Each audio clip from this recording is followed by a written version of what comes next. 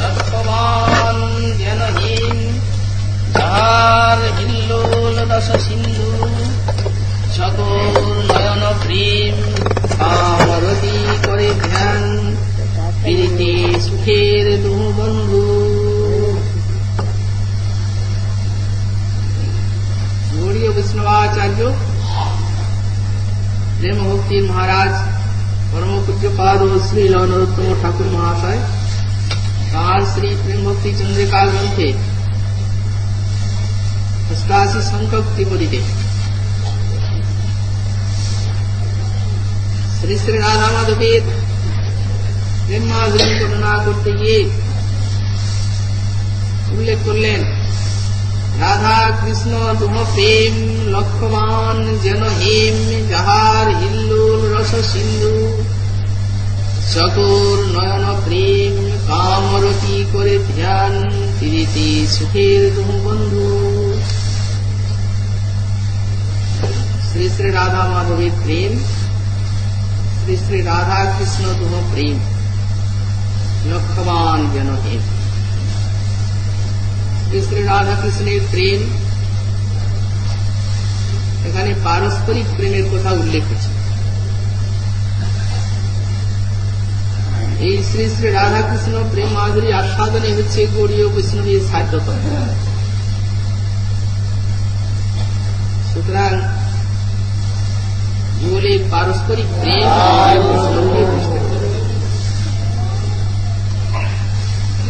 পরস্পরের প্রেম তবে বুঝব। কারণ পারস্পরিক প্রেম না বুঝলে গৌড়ীয় বৈষ্ণবের যুগলের প্রেমের রাজ্যে সেবা। এই জন্য ঠাকুর মহাশয় লিখেছেন, রূপ রঘুনাথ বলি হইবে আকুতি কবে হাম বুঝো সে যুগল প্রীতি। আমাদের পারস্পরিক প্রেমের মহিমা কবে বুঝব?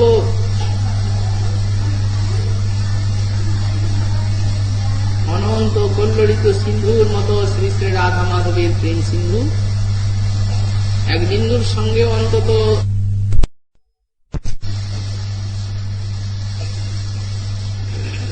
মহাজন বললেন, রাধা কৃষ্ণ প্রণয় বিকৃতি লাদনী শক্তি একাত্মানমপি ভুবিপুরা দেহ ভেদঙ্গত।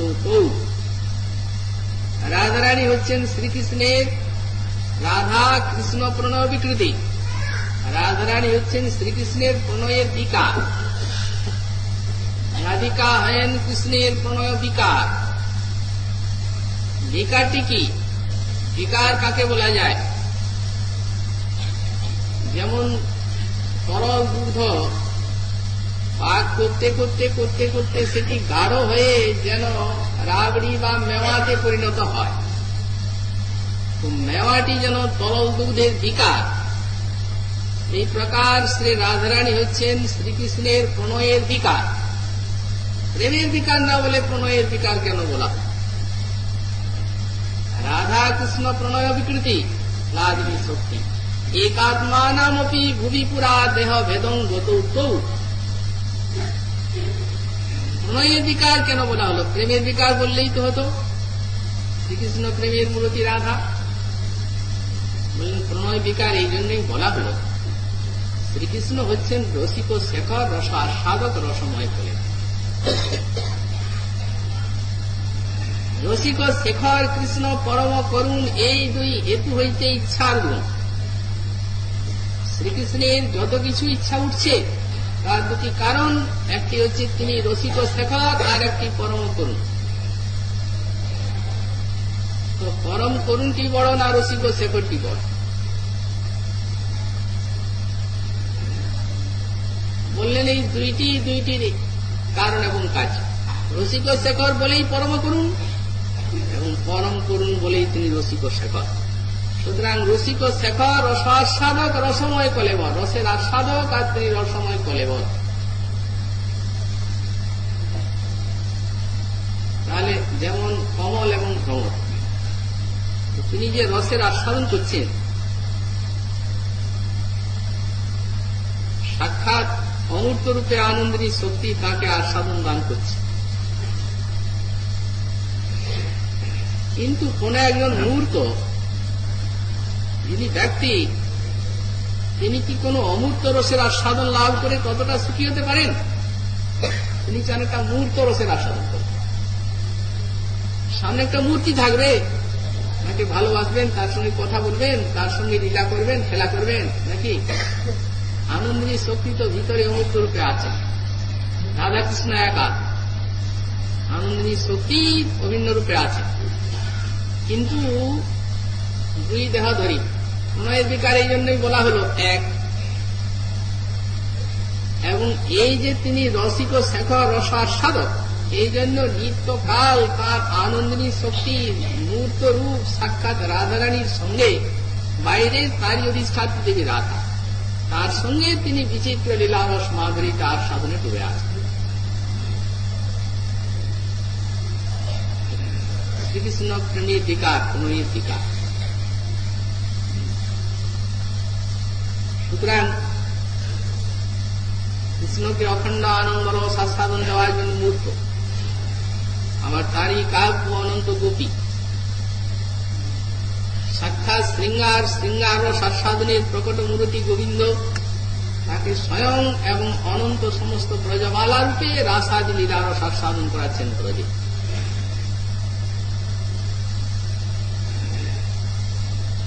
নিজে স্বয়ং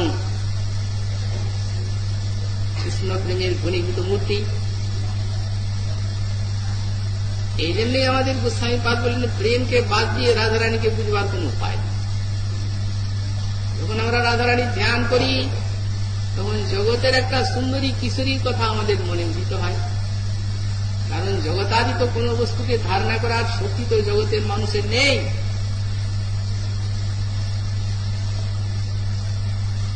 কিন্তু ওই রকম চিন্তা করলে হবে না। মহাজন জানিয়ে দিয়েছেন, প্রেমকে বাদ দিয়ে ওর কোন পরিচয়ই নেই। তার দেশ ভূষা ইত্যাদি, তার স্বরূপ তো সাক্ষাৎ মহাভাব দিয়ে গড়া, এবং অমৃতের সিন্ধুতে পড়লে সব যেন অমৃতময় হয়ে যায়, তেমনি তার দেশ ভূষা ইত্যাদি কি দিয়ে ভাবতে হবে।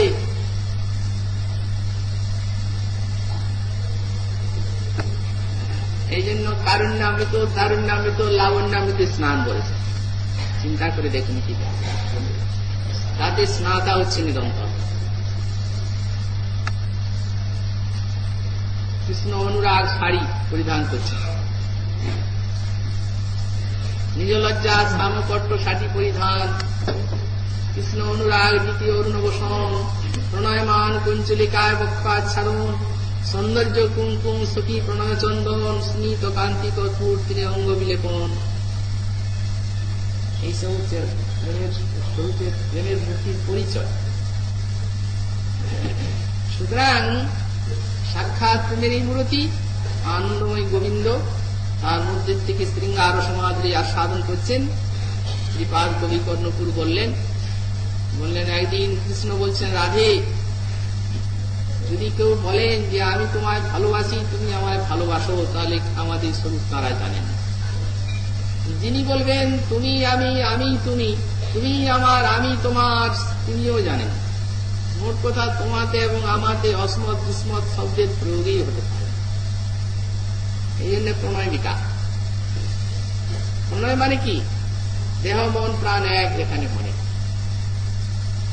অভেদ মননম প্রণয়। আমাদের শ্রীপাদ দাস গোস্বামী চরণ পরস্পরের প্রেমের উল্লেখ করেছে। কৃষ্ণ মঞ্জুলতা পিঞ্ছে বিলসৎ স্বর্ণজুথিকা, গোবিন্দ নব্য পাঠোদে স্থির বিদ্যুতিমতাদ্ভুতা, কৃষ্ণে গোবিন্দ সর্বাঙ্গে চন্দ্র চন্দন চন্দ্রিকা, শীতে সাং শুভাঙ্গেষু পীতপট্টল সৎকটি, মধু কৃষ্ণ তরুল্লাসে মধুশ্রীর মধুরাকৃতি, মঞ্জুমল্লার রাগশ্রী প্রাবিশী শ্যাম হর্ষিনী, ঋতৌ শরদি রাসৈক রসিকেন্দ্র স্ফুটং, বৈতুং হন্তরাশ্রী বিহরন্তি সখীশ্রিতা। কৃষ্ণ যদি কুমুদ কুসুম হন, তো রাধারানী হবেন পূর্ণচন্দ্রের আলো, সুধাংশু কিরণ। কৃষ্ণ যদি কমল হন রাধারানী হবেন প্রেম সরোবরে, কৃষ্ণ কমল রাধারানী হবেন প্রভাতী অরুণিমা। এইসব দৃষ্টান্ত পরস্পরের প্রেম বোঝাবার চেষ্টা করেছেন। জগৎটিকে, জগৎ ছাড়া তো আমাদের জগতাদিত বস্তু বুঝবার পায়, জগতাদিত বস্তুকে বোঝাবার জন্য সেই সমস্ত দৃষ্টান্তগুলি দিয়েছেন। কার সঙ্গে কার প্রেম, রাধা কৃষ্ণ দুহু প্রেম লক্ষ্যবান যেন হেন। পারস্পরিক প্রেম গৌড়ীয় বৈষ্ণবকে একটু বুঝতেই হবে। বলছেন কৃষ্ণ মঞ্জুলতা পিনছে বিলসৎ স্বর্ণজুথিকা, শ্রীকৃষ্ণ রূপ নবতমালে রাধারানী সাক্ষাৎ স্বর্ণজুথির মতো বিরাজমানা। গোবিন্দ নব্যপাত হদে স্থির বিদ্যুৎ লতা ধুতা, গোবিন্দ রূপ নবজল ধরে রাধা স্থির বিদ্যুৎ মালা। সেবা রাজ্যে শোভা বলা হল, সেবা প্রেমের কাজই হচ্ছে সেবা। কৃষ্ণে গোবিন্দ সর্বাঙ্গে চন্দ্র চন্দন চন্দ্রিকা, গ্রীষ্মকালে গোবিন্দের সর্বাঙ্গে রাধা কর্পূর চন্দন এবং চন্দ্রের কিরণ। শীতে শ্যাম শুভাঙ্গে সুপীতবর্তল সৎপটি, শীতকালে রাধারানী শ্যাম সুন্দরের শুভ অঙ্গে উত্তম অঙ্গে পীত লসৎপটি, শীতের বস্ত্র। মঞ্জু মল্লার রাগশ্রী প্রাবিশী শ্যাম হর্ষিনী। আর বর্ষাকালে কৃষ্ণরূপ নবজলধরে লীলামৃত বর্ষণের জন্য রাধা মঞ্জু মল্লার রাগ। মোল্লার রাগ গাইলে আর উপায়। ঋত শরদিরাশ্রীকর্ষিকেন্দ্রমীয় স্ফুটং বরিতুম অন্তরাস শ্রী বিহরন্তী সতীস্মৃতা। আর শরৎকালে সাক্ষাৎ ঋষিকেন্দ্র মৌলি শ্রী শ্যাম সুন্দরকে রাত্র সমাধি আস্বাদন করাবার জন্য নিজের কাব্য সতীগণ সঙ্গে তিনি হচ্ছেন সাক্ষাৎ রাস স্ত্রী। এই হচ্ছে প্রেমের মূর্তির পরিচয়। রাধা কৃষ্ণ দুহু প্রেম লক্ষ্যবান যেন হেম। লক্ষ্যবান হেমটি এর পূর্বে উল্লেখ করেছেন, আমরা একদিন আলোচনা করেছি।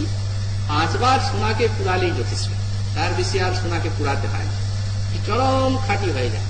বললেন সেই সোনাকে যদি লক্ষবার পুরানো যায় তাহলে যেমন সেটার চরম বিশুদ্ধতা প্রকাশিত হয়, তেমনি পারস্পরিক প্রেম চরম বিশুদ্ধ। বন্ধু কি আর বলিব আমি, রাধারানী বলছেন, জীবনে মরণে জনমে জনমে প্রাণনাথ হইয় তুমি। তোমার চরণে আর আমার পরাণে বাঁধিল প্রেমের ফাঁসি। এক প্রাণ হইয়া নিশ্চয় করিয়া আমি অবশ্য হইলাম তোমার দাসী।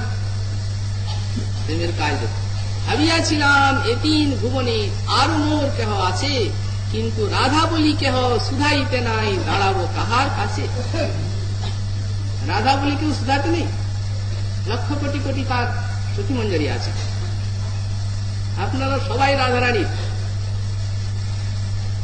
গোবিন্দের বলে পরিচয় দেবেন? কখনো দেবেন। সারা ব্রহ্মাণ্ডের এত সমস্ত সাধক তারা রাধারানীর আছেন, এত সমস্ত সখী মঞ্জরি আছেন, অথচ তিনি বলছেন রাধা বলে কেউ সুধাইতে নাই।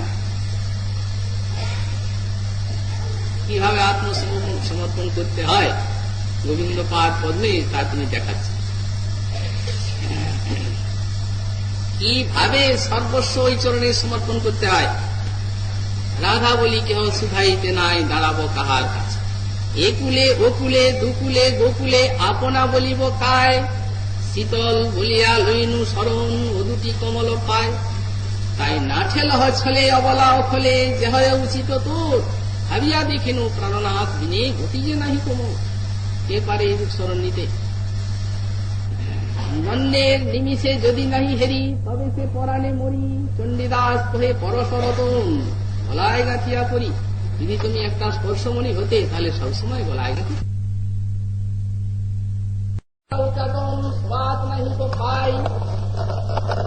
ভবনী ভুবনী দশ দিগগণে তোমারে হেরি সদাই।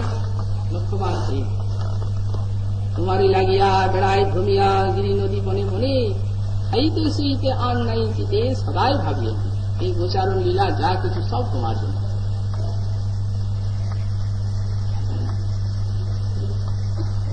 শুনো বিনোদিনী প্রেমের কাহিনী, আমার পরাণ রইয়াছে তোমার চরণে বাঁধা। একই পরাণ দেহ ভিন্ন ভিন্ন, এই যে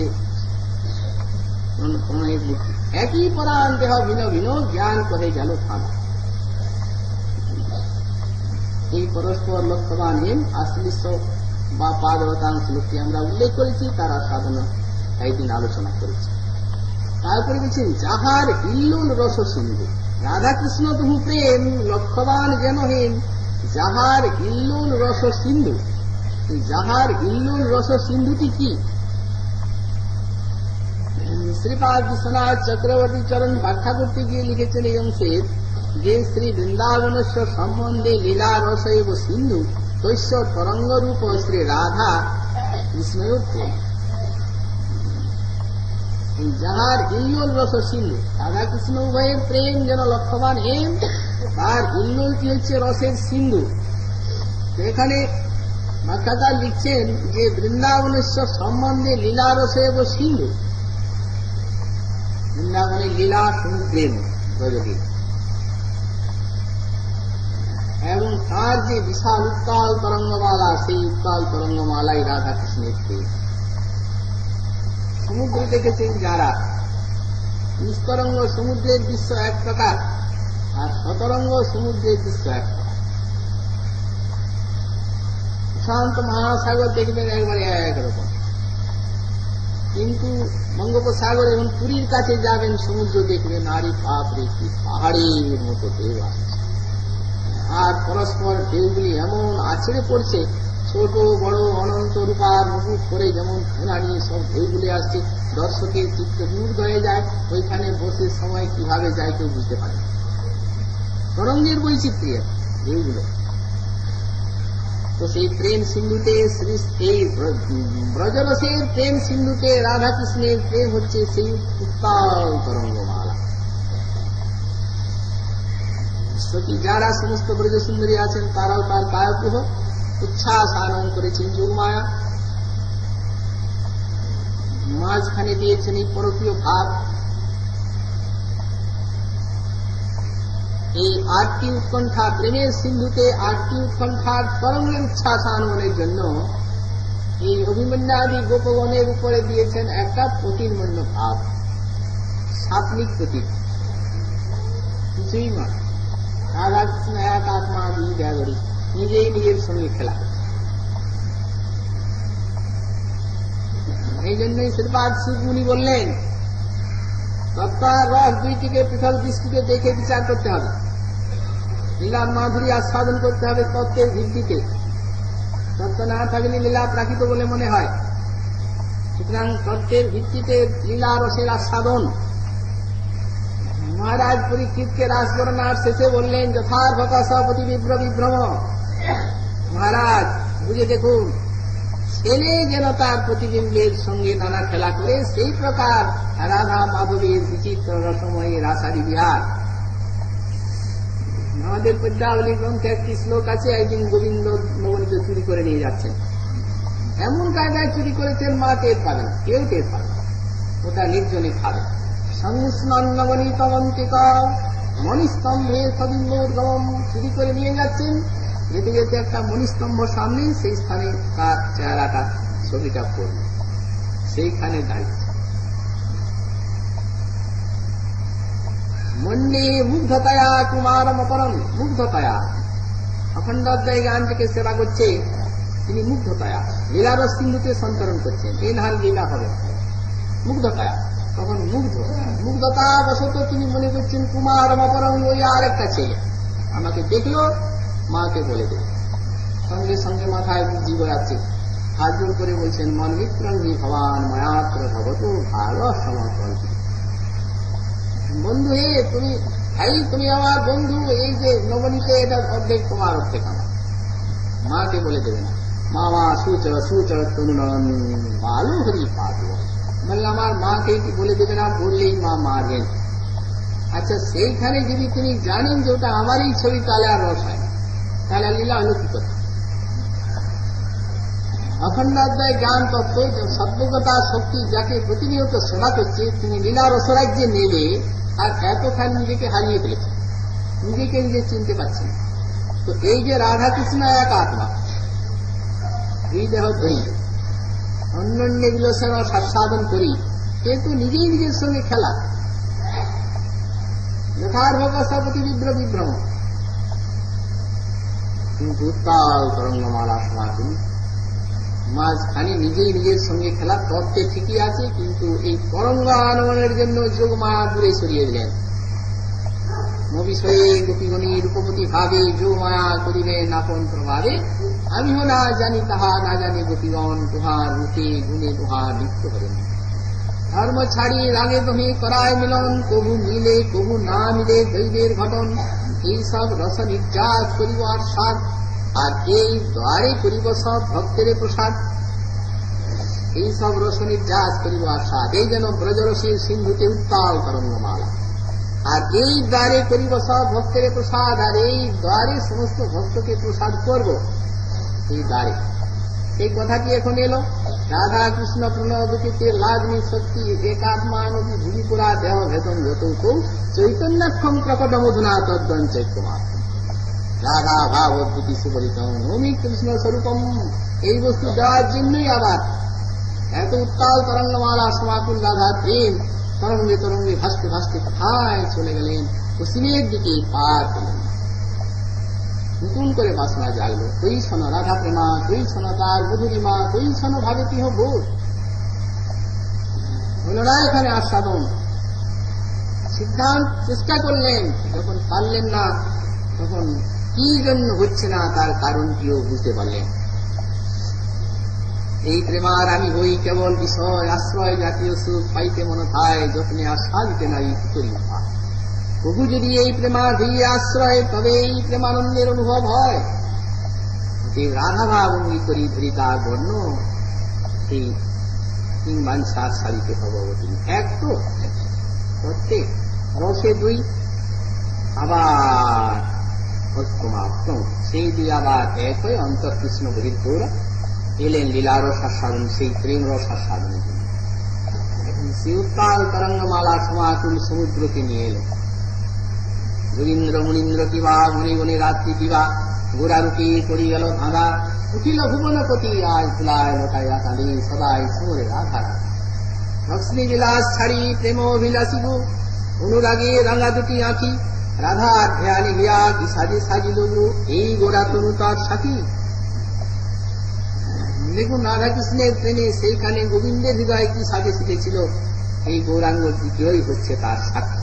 আর সেই আনুষঙ্গিক ভাবে যা বলেছিলেন সংকল্প ছিল, এই দ্বারে করিব সব ভক্তের প্রসাদ, সব ভক্তকে প্রসাদ করি। সে উত্তাল তরঙ্গমালায় সবকে রসসিন্ধু উচ্ছ্বসিত হয়ে সব জগৎকে ডুবাল। উচ্ছলিল প্রেম বন্যা চৌদিকে বেড়ায়, স্ত্রী বালক বৃদ্ধ যুবা সকলিকে। তাই বললেন যাহার হিল্লোল রস সিন্ধু, রাধা কৃষ্ণের প্রেম হচ্ছে এই ব্রজ লীলা রসের তরঙ্গ স্বরূপ, উচ্ছ্বাস তরঙ্গ রাধা কৃষ্ণের প্রেম। এই জন্যই মহাপ্রভু যুগে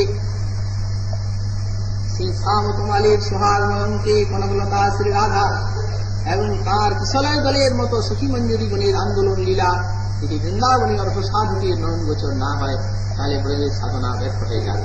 কারণ এই উচ্ছ্বাস ব্রজরস সিন্ধুর উত্তাল তরঙ্গমালা রাধা কৃষ্ণের প্রেম, সেই বস্তু জীব জগতের গোচর করিয়ে দিয়েছেন মহাপ্রভু, আমাদের জন্য এনেছেন। এখন আমরা সেই যুগের মানুষ, নিজের অধিকার বুঝে নিতে হবে, এই রসমাধুরী আস্বাদন করতে হবে। এবং এই জন্য এত বড় বড় কথা বলেছেন ঠাকুর পাশ।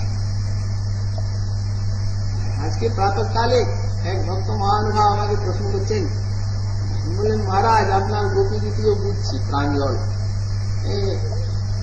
তারপর ওই দামবন্ধনীলাও প্রাঞ্জল বুঝছি, 1 মাস থেকে শুনছি রাধাকুণ্ডে পাঠ, কিন্তু ওইখানে কি বলছেন বুঝতে পারা যাচ্ছে। ধর্মশালা বুঝি, কিন্তু সবটা বুঝে উঠতে পারি না। হ্যাঁ, উনি ঠিকঠাক বুঝেছেন, এই সম্বন্ধে অনেক ইতিহাস আছে। এইখানে ব্রজে এক মহাত্মা, তিনি তাঁর শিষ্যকে দিয়েছিলেন একটা এই প্রেম ভক্তি চন্দ্রিকা পড়তে, বলে রোজ পড়বে। রোজই পড়েন। গুরুচরণে যখন আসেন, গুরুকে জিজ্ঞাসা করেন পড়ছো তো বাবা গ্রন্থটা? বললেন হ্যাঁ গুরুদেব পড়ি। বুঝছো তো? বলে হ্যাঁ বুঝি, কি আছে। তার কারণ তিনি একজন খুব বড় বিদ্বান, তিনি মনে মনে ভাবেন আমার গুরুদেব ভজনের আদেশে থাকেন তো ওতে ভুলে যান, আমি যে এত বড় বিদ্যা ওটা ভুলে যান, আর সেইটা মনে থাকলে বাংলা কতগুলা পয়ারে না বুঝবার কি জিনিস আছে তা বলবেন, এটা মনে মনে ভাবে। বুঝছেন যা বাইরে লেখা আছে বুঝে যাচ্ছে, কিন্তু ওই যে চাবি দেওয়া আছে গুরুদেব মনে ভাবেন বুঝে না বলছে কিন্তু বোঝে না। প্রায় এরূপ জিজ্ঞাসা করেন তিনি কথা বলেন। একদিন বলছেন আচ্ছা একটা পয়া উদ্ধৃত করে বলছেন, বললেন আচ্ছা এই একটা ত্রিপদী এইটার অর্থ বলতো কি বুঝো? ওনার বাকি তো ভান্ডারে যা বিদ্যা বুদ্ধি ছিল তিনি বললেন সেইভাবে। উনি বলছেন বাবা এটা এরকম নয়, এটা ভজনের রস দিয়ে গড়াইয়ের কলেবর, এর ব্যাখ্যা এরকম নয়, এর ব্যাখ্যা এইরকম। এবং ব্যাখ্যাটি করে বুঝিয়ে দিলেন, সেই জিনিস থেকে সারা গ্রন্থ তার জটিল হয় আর নড়াতে পারে। এরকম যদি ব্যাখ্যা হয় তাহলে তো এটা কি হবে? অতএব গুরুদেব এটা বলুন কি হবে? প্রথমের থেকে শেষ পর্যন্ত সব বুঝে নিতে হলো এই জিনিস। ভজনের রস দিয়ে গড়া ঠাকুর মশাই এই জন্যই দিয়েছেন মহাপ্রভুর যুগ বলে, আপনি এই বস্তু তিনি আনয়ন করেছেন, এই প্রেমের সিন্ধুতেই সকলকে, এই উৎসাহে সকলকে ডুবিয়েছেন। আমাদের বুঝতে হবে এটা হচ্ছে আমাদের বাপের সম্পত্তি, যদি আমরা না বুঝি আমাদের জন্যই এটা আনা। সুতরাং সম্পত্তিটা আমাদের খতিয়ে দেখতে হবে যে এর কত মূল্য, এবং এটা আমাদের ভোগ করতে হবে। পিতার সম্পদ তিনি দিয়েছেন, অন্তত আকাঙ্ক্ষা নিয়ে মরতে হবে। ভাগবত বললেন আকাঙ্ক্ষা নিয়ে যদি কেউ মরতে পারেন তাহলে নিশ্চয়ই পিতার সম্পত্তিতে যেন পুত্র উত্তরাধিকারী হন, তেমনি একটি উত্তরাধিকার থাকে। রাধাকৃষ্ণ প্রেমেই যে পেতে হবে, সে লীলা রাজ্যে রাধারানীর দাসী হয়ে যে সেবা পেতেই হবে, এই গৌরীয় বৈষ্ণবের এই সংকল্প চায়। এই জন্যই এই বস্তু এটা আস্বাদ পরে বলছেন চকুর নয়ন প্রেম কামরতি করে ধ্যান, ইরিতি সুখের বহু বন্ধু। সহজে বুঝার পাই চকুর নয়ন প্রেম কামরতি করে ধ্যান। শ্রী বিশ্বনাথ চক্রবর্তী অর্থ বললেন যে যুবায়ুর মুখচন্দ্রয়ু চকরিব যে নয়নে তায়ু প্রেমানং রতি কামং ধায়ত। বলেন বসে আছেন নিকুঞ্জ মন্দিরে, সখীগণ চারদিকে বৃন্দাবনে, সেখানে উভয়ের মুখের দিকে তাকাচ্ছে। কেমন বললেন? যেমন চকুর পরস্পর চকুর নয়ন প্রেম, নয়ন যেন চকুর বিশাল বিপুল প্রেম নিয়ে উভয়ের এই মুখচন্দ্রের সুধা লেখন করছে। চকুর নয়ন প্রেম, চন্দ্রের সঙ্গে সকলেরই প্রীতি আছে, কিন্তু সবার থেকে একটি জীব বেশি ভালোবাসে চন্দ্রকে, তার নাম চকুর।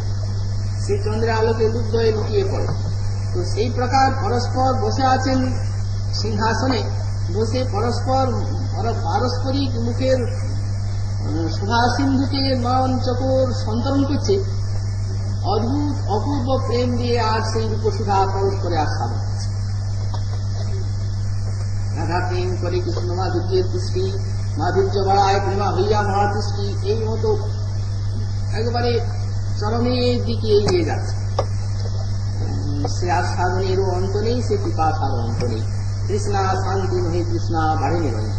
যত পান যত আস্বাদন তত পিপাসা, আর যত পিপাসা তত বেড়েই চলেছে। অফুরন্ত পিপাসা আর অফুরন্ত আস্বাদন, উভয়ের মুখমাধুরী আস্বাদন করছেন ব্রজে বসে। আর সে উচ্ছ্বলিত রূপমাধুরী সখী মঞ্জরি আস্বাদন করছেন, সেইখানে আপনাদের সেবা গৌরীয় বৈষ্ণব। পারস্পরিক উচ্ছ্বলিত রূপমাধুরী মহাপ্রভু যে ভাব দিয়েছেন, এই ভাব বুকে নিয়ে সেই রসের আস্বাদন। চকুর নয়ন প্রেম কামরতি করে ধ্যান, নয়নে যে অদ্ভুত প্রেম মাধুরী প্রকাশিত হচ্ছে, বললেন এটি কামরতি ধ্যেয়। শ্রী বৃন্দাবনে একটি আখ্যায়িকা আছে এই প্রসঙ্গে, যে কামদেব তিনি জগৎজয়ী, ব্রহ্মা কন্যাগমনে উদ্যত হয়েছেন, ইন্দ্র চন্দ্রাদিও গুরুপতি ইত্যাদিকে গমন করেছেন। সুতরাং এই সমস্ত বড় বড় মনীষীগণের কথা চিন্তা করে কামদেব মনে করেন যে আমার মতো এত শক্তি আর কার আছে। শ্রীমন মহাদেব আমাকে ভস্ত করেছেন বটে, কিন্তু ও কিছু নয়, ও তো আমার মহিমা বাড়িয়ে দিয়েছে। তারপরে তো যখন ক্রোধ হলো তখন তো ভস্ত করলেন তিনি, তো ক্রোধটা তো আমারই, কাম প্রতিহত হয়তো ক্রোধা, তাহলে তিনি আমাকে জয় করলেন কোথায়?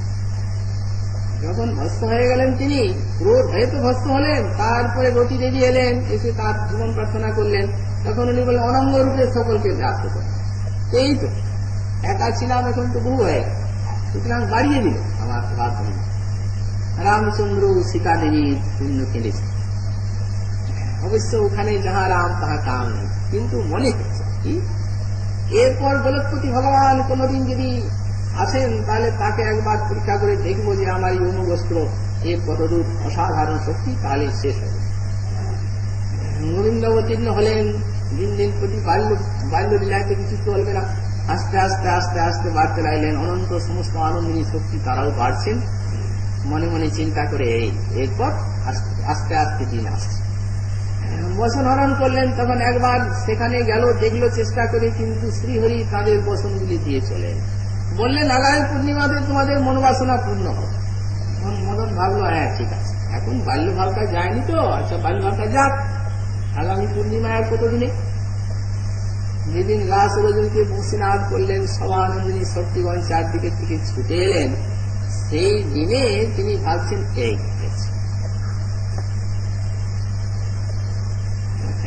এখন যখন পরস্পরের মিলন হচ্ছে তখন সেই পঞ্চমান ছুটবে। এতক্ষণ মহাদেব ভস্ত করেছিলেন বলে ভয়ে তাকায়নি, তার পাশে এরকম কিছু আবার একটা হয়। কারণ ভগবান তো যখন এরপর না তাকালে তার পানযুদ্ধ করা যায় না। যেমনি গোবিন্দের দিকে চেয়েছে, হাতের থেকে ধনুর্বাণ স্খলিত হয়ে গেল, মূর্ছিত হয়ে পড়লেন তিনি, আর চিৎকার করে উঠলেন হা গোবিন্দ করুণাময়, তুমি কেন এই পুরুষ দেহ দিয়ে বিড়ম্বনা করলে? এই যে আনন্দিনী শক্তি, এদের মতো একটা স্ত্রী কেন করলে না? তোমার এই অসমর্থ রূপমাধুরী রাধারানীর সঙ্গে আস্বাদনের সৌভাগ্য। এই হচ্ছে মদন মোহন লীলা। ভগবানের কোন স্বরূপের কাছেই মদনের কোন প্রভাব নেই, কিন্তু অন্য স্বরূপকে মদন মোহন কেন বলা যায়? কেন এই স্বরূপটিকে মদন মোহন বলা হয়? তার কারণ এই স্বরূপেই তিনি মোহিত হয়েছেন। সে মোহনটি অন্যরকম চমৎকারের মোহন, যার চরণনখ কান্তিতে কোটি কোটি কন্দর্প তিরস্কৃত হয়ে যায়। কবিরাজ গোস্বামী পাদ লিখলেন সহজ মধুরতর লাবণ্যামৃত অপার নবীন কোটি কন্দর্প বিমোহন মহাভাব চেন অনুভয়মান শ্রীমদন গোপাল রূপেণ অদ্যাপি বৃন্দাবনে বিরাজমান। যার নখকান্তি ছটায় কোটি কোটি কন্দর্প মূর্ছিত হয়ে যাচ্ছে। এই প্রকার মহানুভাবগণ মহাভাবের দ্বারা এই সমস্ত গোপিকাগণ যার মাধুর্য অনুভব করেন, সেই মাধুর্যের রাজ্যে সেইখানে গৌরীয় বৈষ্ণবের আস্বাদন, যেখানে যার নখকান্তিতে কোটি কোটি কন্দর্প আর রাধারানীর নখকান্তিতে কোটি কোটি রতি মূর্ছিত হয়ে যাচ্ছে। নারদ মুনি যখন দর্শন করলেন, রাধা দর্শন 14 বর্ষীয় রূপে কৃপা করে দেখা দিলেন, তখন নারদ মুনির মূর্ছায় রাধারানীর দর্শন। সেখানে গোবিন্দ নাই, একা, গোবিন্দকে আগেই দেখেছে। যখন মূর্ছায় এল রাধারানীর দর্শনে, তখন ললিতা সখী রাধারানীর চরণ জল দিয়ে ছিটা মুনি হচ্ছে কি? আরে বাবা বাইরে দাঁড়িয়ে আছেন, ব্রজের লীলা, এইখানে তুমি মূর্ছিত হয়ে এটা অন্য জায়গা নাকি? যা বলার সবকিছু করার করে পরিক্রমা করছেন। পরিক্রমা করে হাত জোর করে বলছেন কান্তম সর্বেষু লোকেষু মায়া স্বচ্ছন্দচারিণা ঈশ্বরূপেণ সদৃশী বিশ্বকে নৈব করিছি। হে দেবী, আমি স্বচ্ছন্দচারী বহু যত সমস্ত কমলাগণকে দেখেছি, এই দেখি সমগ্র কমলাগণের উপর সমষ্টি যেন তোমার নখকান্তির সঙ্গে মিশে যাবে। কিন্তু প্রভু আমাদের এই যে যখন দর্শন হলো আবার সেই দিনে রাত্রি কুসুম সরোবরে, তখন অশোক মালিনী বললেন কি রাধাকে দেখলে? হ্যাঁ দেখেছি, দর্শন পাই। লাস্টে যে তুমি বলছো দর্শন হয়নি, সাক্ষাৎ দেখছি। কোটি কোটি রতি যার চরণ নখকান্তিতে মূর্ছিত হবে, সমগ্র কমলাবনের রূপ সমষ্টি যার নখকান্তিতে মিশে যাবে, আমি এরূপ স্তব করেছি। বললেন না, স্তব করলেও হয়নি। তাহলে কিভাবে হবে? গোবিন্দের বামে একে দেখাচ্ছে, না হলে হবে। গোবিন্দের বামে একে দেখতে হবে, এরকম একা একা তবে দেখা হবে। তখনই গেলেন, আর বীণা বাজাতে পারছেন না, বলে বলে সব অন্তরিত হয়ে গেলেন, তো বীণা বাজাতে পারছেন, মুখটা কালো হয়ে আছে। এমন বন্ধু আছে আমার, ওরা তো অন্তরিত হয়ে গেলেন। কিভাবে কৃষ্ণের বামে রাধাকে দেখা যায় আর রাধার দক্ষিণে কৃষ্ণকে দেখা যায়, এটা কে আমাকে উপায় বলে দেবে? তখন মনে করলো আমার একমাত্র কৃত্রিম বান্ধব আছেন মহাদেব, তার কি যায়। মহাদেবের কাছে যেমনি গেলেন তেমনি মহাদেব নারদকে দেখে বলছেন, নারদ দেখি তুমি কি আজ বৃন্দাবন থেকে আসছো? দেখেই বুঝে নিয়েছে। তুমি কি করে বললে? বুঝলে যে আমি বৃন্দাবন থেকে আসছি? বললে হ্যাঁ, তুমি আনন্দের মূর্তি, প্রেমের মূর্তি। এই প্রেমের মূর্তির উপরে যে বিষাদের ছাপ, এই ব্রজরস ছাড়া অন্যত্র না। এই যে প্রেমের উপরে যে বিষাদের ছাপটি, এটি বৃন্দাবনই হয়, অন্য জায়গায় হয়নি। বললেন প্রভু ঠিকই আপনি বুঝেছেন, আমি ব্রজের থেকে আসছি। বলুন কি করলে রাধা মাধবীর দর্শন হয়? বললেন তা আমার বাপের সাধ্য নাই, বলি আমাকে অভিশাপ, আমাকে দিব্য দেওয়া আছে, ওটা আমি বলতে পারি, কোন রহস্যময় বস্তু। যার জিনিস তিনি বলবেন, তুমি তোমার পিতার সঙ্গে যাও, পুরুষ সূত্রে তিনি স্তব করবেন, কারণ সাই তিনি তোমার পিতাকে আদেশ করবেন, সেই কাজ করবে। তোমার মুখ দেখে মনে হচ্ছে ব্রজরসের ছাপ লেগে গেছে, রাধারানীর কৃপা তুমি পাবে। জয় হোক, জয় হোক, আপনি যখন আশীর্বাদ করছেন অবশ্যই। তখন ব্রহ্মা গিয়ে পুরুষ সূত্র বললেন, তখন সাই বললেন একে ওই বৃন্দাবনে নিয়ে যাও, নিয়ে যে আর ওই কুসুম সরোবরের কাছে যে অমৃতসর আছে সেই কাছে স্নান করতে বলবে, আর ও যখন ডুব দিবে তখন তুমি চলে আসবে। ও ডুব দিয়ে উঠা পর্যন্ত কিন্তু ওখানে থাকবে না, তাহলে ওর অভিষ্ট পূর্ণ হবে না। আচ্ছা তাই নিয়ে গেলে এখানে ডুব দাও, শনিবারের দিন ছিল, ডুব দাও। তুমি ডুব দিলেন, চলে ডুব দিয়ে উঠে গোপী হয়ে গেল, স্নান করে গোপী হয়ে গেলেন। গোপী হওয়ার পর তারপরে যখন ললিতা কানে দিলেন যুগল মন্ত্র, তখন রাধা গোবিন্দের দর্শন হলো। যখন রাধা গোবিন্দের দর্শন হলো, তখন অশোক মালিনীর কথা বুঝলেন যে হ্যাঁ, এই কামরূপী করে ধ্যান, চকুর নয়ন প্রেম প্রীতি সুখের গ্রহ বন্ধু, সাক্ষাৎ প্রীতি অর্জন মুহূর্ত। তখন বুঝেছিলেন প্রীতির অর্জন মুহূর্ত সচ্চিদানন্দ ঘন, এবং সেই সাক্ষাৎ মহাভাবের নিয়ম মাধুরী আস্বাদন করে মূর্ছিত হয়ে গেলেন। সখীগণের কৃপায় মূর্ছা ভাঙে, তখন যুগল কিশোর অন্তরিত হয়েছেন। কি আনন্দ বুকে নিয়ে সেই রূপ মাধুরী গান করতে করতে আকাশে ভেসে গেলেন না। তো এই যে মহাদেব নারদের মতো ব্যক্তিকে যে কথা বলতে নারাজ, সেই বস্তু মহাপ্রভু দিয়েছেন।